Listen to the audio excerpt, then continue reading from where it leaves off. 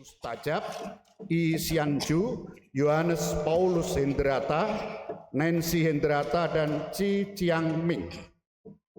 Marilah berdoa.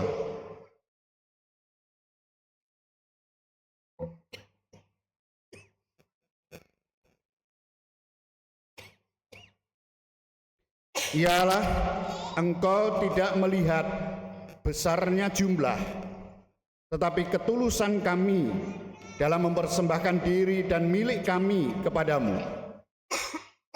Anugerahilah kami kerelaan untuk berbagi satu sama lain atas segala sesuatu yang Kau anugerahkan kepada kami.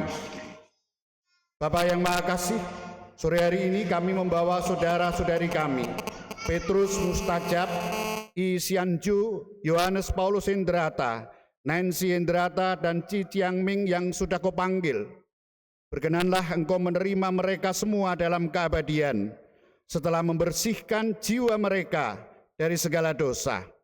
Demi Yesus Kristus Putra-Mu, Tuhan dan pengantara kami, yang hidup dan berkuasa bersama Bapa dan Roh Kudus, Allah sepanjang segala masa. Amin. Kita mendengarkan sabda Tuhan.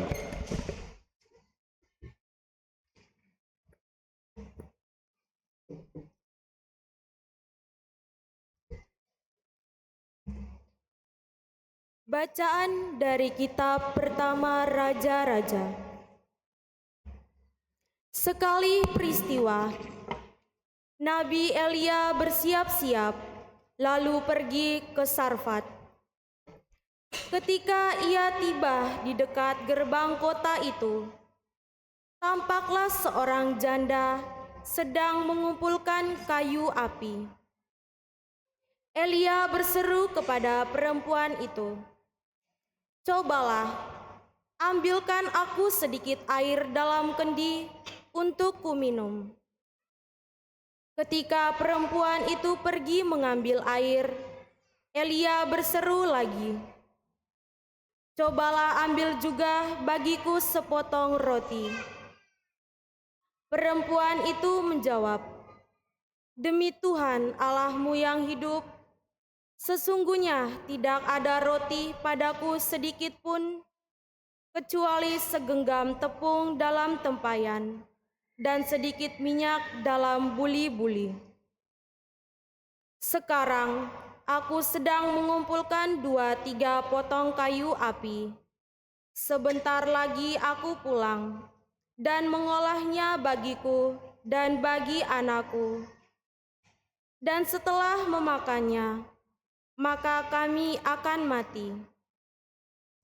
Tetapi Elia berkata kepadanya, "Janganlah takut, pulanglah dan buatlah seperti yang kau katakan, tetapi buatlah lebih dahulu bagiku sepotong roti bundar kecil daripadanya dan bawalah kepadaku.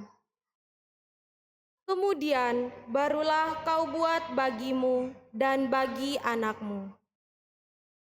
Sebab beginilah firman Tuhan Allah Israel, tepung dalam tempayan itu takkan habis, dan minyak dalam buli-buli itu pun takkan berkurang, sampai tiba waktunya Tuhan menurunkan hujan ke atas muka bumi."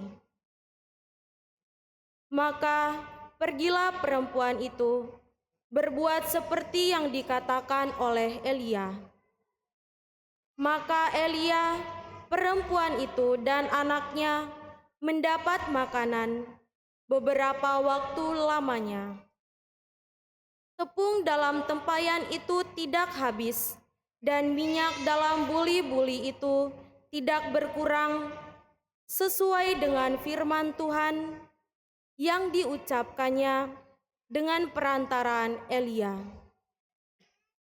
Demikianlah sabda Tuhan.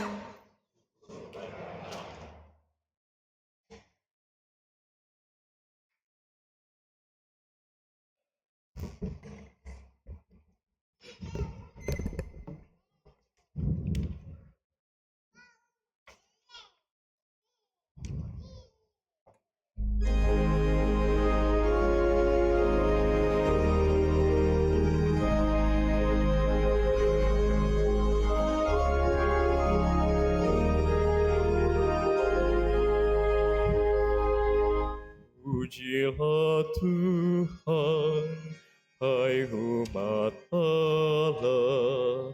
Pujilah Tuhan, hai umat Allah.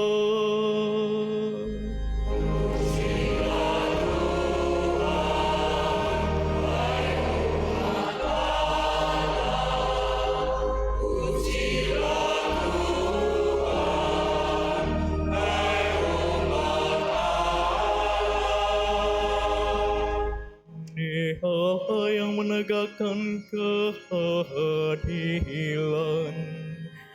bagi orang yang diperas dan memberikan roti kepada orang-orang yang lapar. Tuhan membebaskan orang-orang yang terkurung.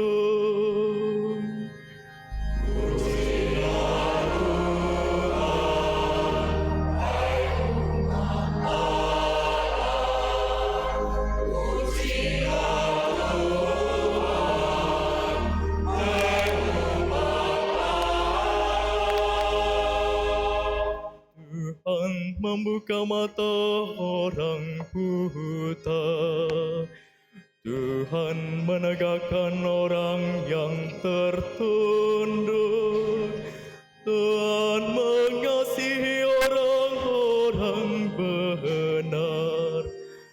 Tuhan menjaga orang-orang asing.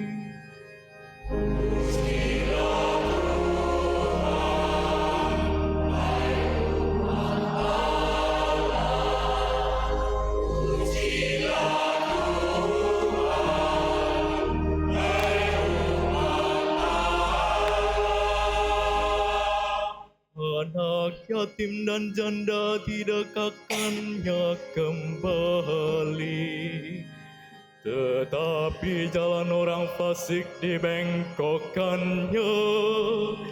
Tuhan itu Raja untuk selama-lamanya. Allahu ya Sion, turun-temurun.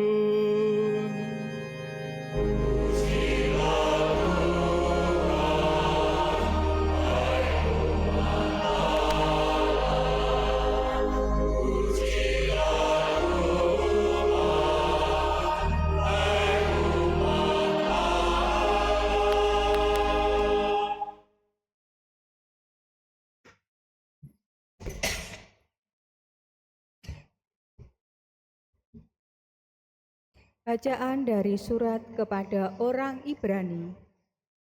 Saudara-saudara, Kristus telah masuk ke dalam tempat kudus, bukan yang buatan tangan manusia, yang hanya merupakan gambaran dari tempat kudus yang sejati, tetapi ke dalam surga sendiri, untuk menghadap hadirat Allah demi kepentingan kita. Ia pun tidak berulang-ulang masuk untuk mempersembahkan dirinya sendiri, sebagaimana Imam Agung setiap tahun masuk ke dalam tempat kudus mempersembahkan darah yang bukan darahnya sendiri. Sebab kalau demikian, Kristus harus berulang-ulang menderita sejak dunia ini dijadikan. Tetapi sekarang ternyata pada zaman akhir ini, Ia hanya satu kali saja menyatakan diri untuk menghapus dosa lewat kurbannya. Seperti manusia ditetapkan Allah untuk mati hanya satu kali, dan sesudah itu dihakimi. Demikian pula Kristus hanya satu kali saja mengorbankan dirinya untuk menanggung dosa banyak orang. Sesudah itu, Ia akan menyatakan dirinya sekali lagi tanpa menanggung dosa untuk menganugerahkan keselamatan kepada mereka yang menantikan Dia. Demikianlah sabda Tuhan.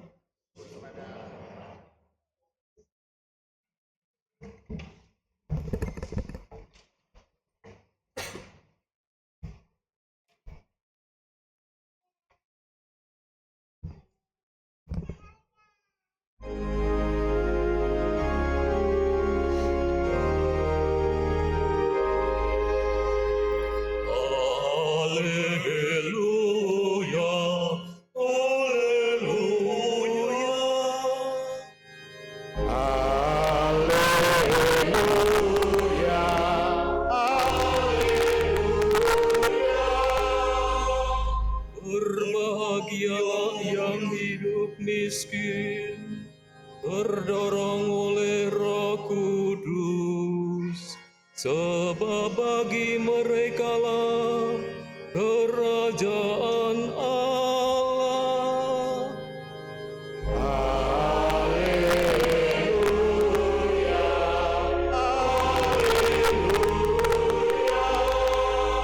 Tuhan bersamamu.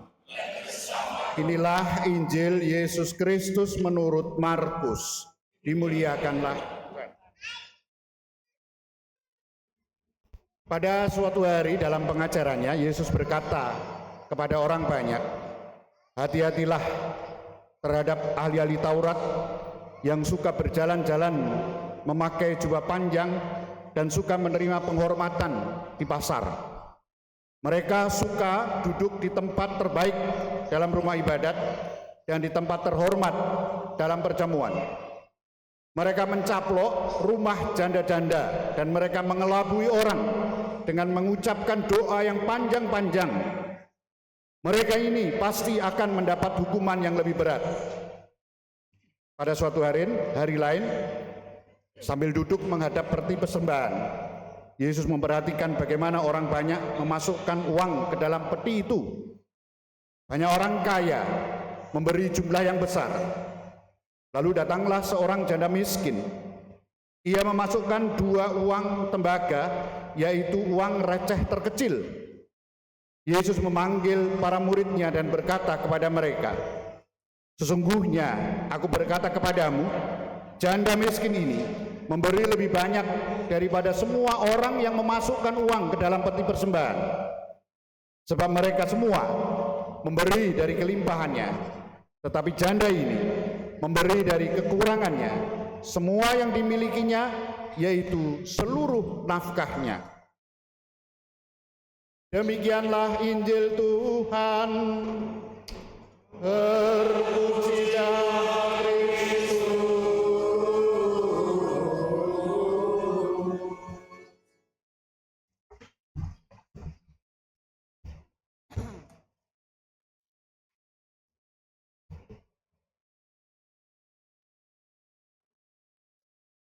Saya dan para saudara sering mendengar ungkapan yang mengatakan, jika kamu tidak mempunyai, kamu tidak dapat memberi. Jika kamu tidak mempunyai, kamu tidak dapat memberi. Sangat logis ungkapan ini.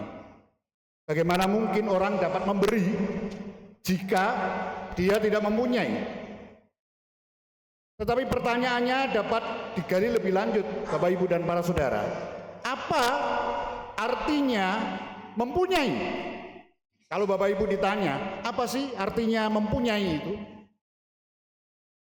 Aku punya ini, aku punya itu, apa artinya?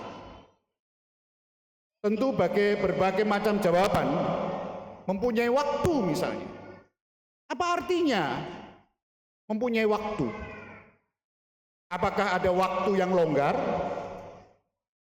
Apa artinya waktu yang longgar? Setelah selesai bekerja, atau karena tidak ada yang dikerjakan, atau apa?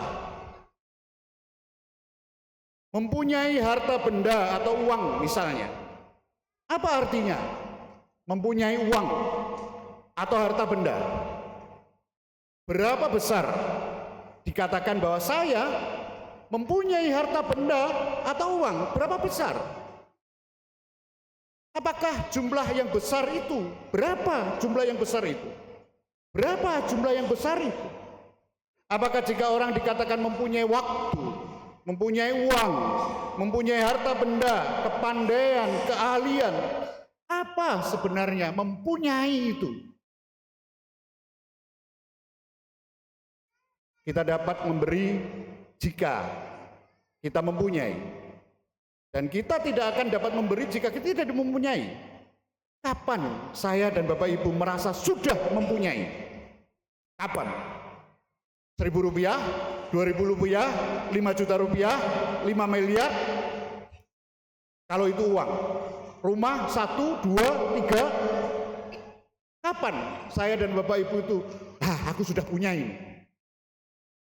Bapak Ibu dan para saudara, hari ini kita dihadapkan oleh Tuhan Yesus dengan sebuah peristiwa iman yang menggetarkan.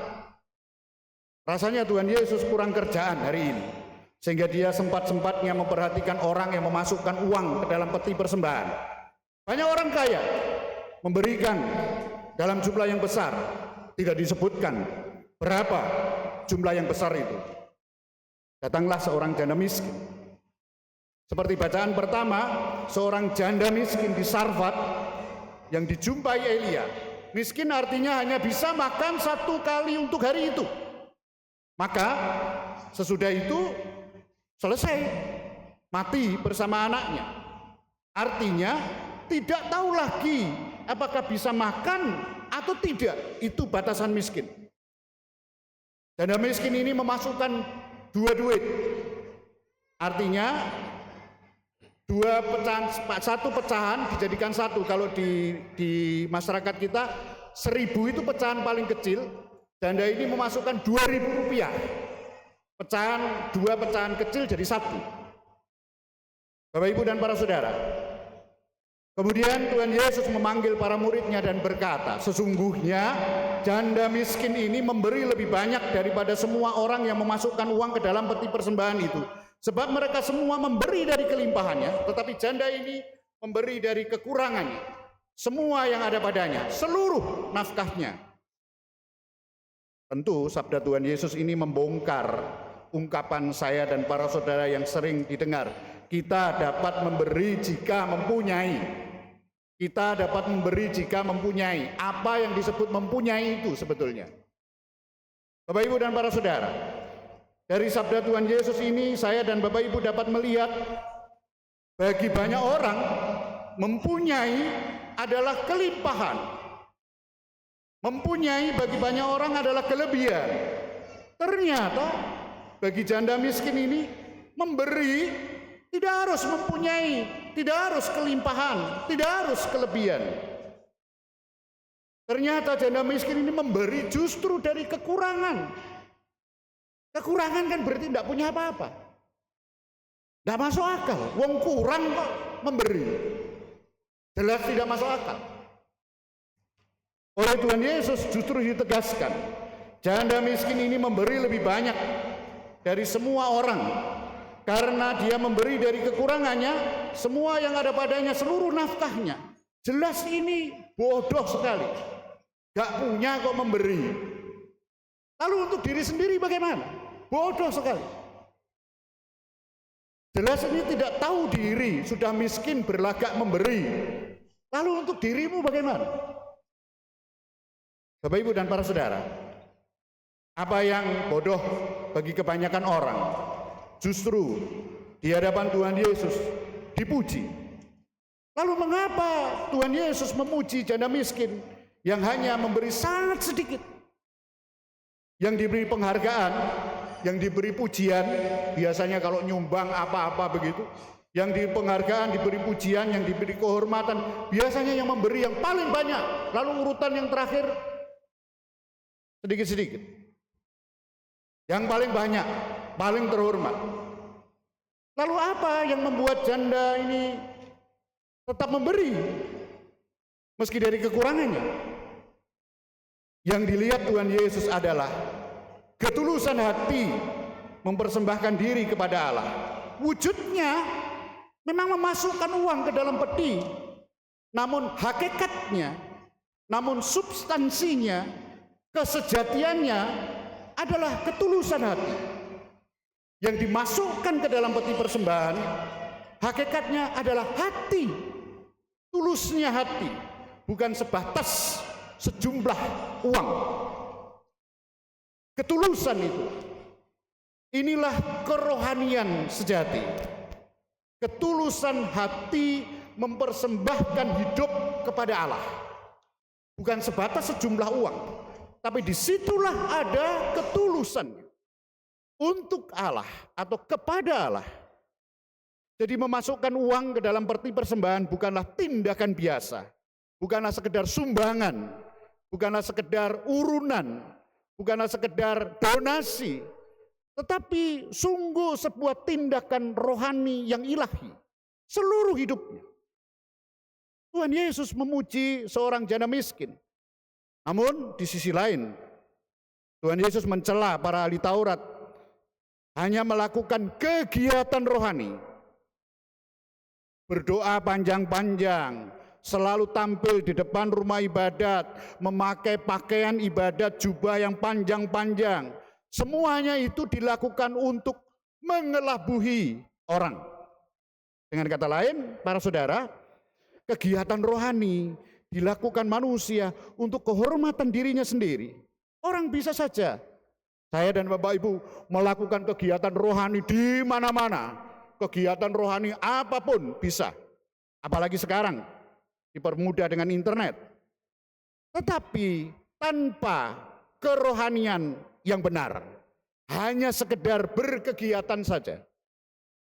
Tanpa ketulusan mempersembahkan hidup kepada Allah. Jika kita tulus kepada Allah, Bapak Ibu dan para saudara, pasti tulus kepada manusia. Tidak mungkin tidak. Jika saya dan Bapak Ibu tulus mempersembahkan hidup kepada Allah, pasti tulus kepada manusia. Tidak mungkin tidak. Jika kita katakan, saya tulus kepada Tuhan Allah, ini demi Tuhan Allah, ini demi kebesaran Tuhan Allah, tapi tidak tulus kepada manusia, bohong. Itu bohong namanya. Kalau tulus kepada Allah, pasti dengan sendirinya tulus kepada manusia. Tidak mungkin tidak. Oleh karena itu, Tuhan Yesus mengajak kita untuk belajar kerohanian yang sejati dari seorang janda miskin, mempersembahkan dengan tulus kepada Allah. Ketulusan hati bersedia memberi, bukan karena kelimpahan, kelebihan, namun hanya demi Allah. Dan itu tidak mungkin bisa dipisahkan dari manusia. Maka setiap kali kita memandang salib, selalu ada warna Allah dan manusia. Ini kita semua murid-murid Kristus. Tentu saja ini membutuhkan korban Bapak Ibu. Tidak mudah.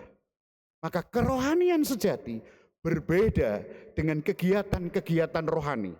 Kegiatan-kegiatan rohani diperlukan untuk membangun kerohanian sejati. Kerohanian sejati adalah persembahan korban yang tulus kepada Allah dan sesama. Bukan sebatas melakukan kegiatan rohani. Kegiatan rohani sangat baik dan sangat kita perlukan sebagai orang beriman. Namun hendaknya dilakukan dengan kerohanian yang benar, dengan ketulusan yang benar. Maka kita mohon kepada Allah para saudara, kerohanian yang benar, agar kita dianugerahi rahmat Roh Kudus mengalami kerohanian yang benar.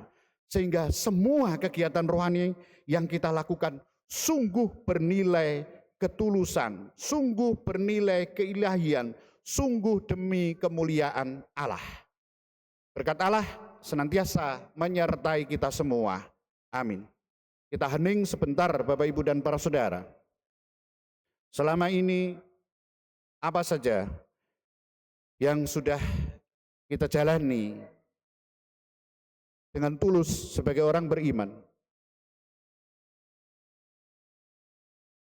dalam hidup berkeluarga, melakukan kegiatan-kegiatan rohani sehari-hari, doa-doa harian, merayakan Ekaristi, bersinggungan, bertemu, berdialog, bekerja sama dengan orang-orang di sekitar kita.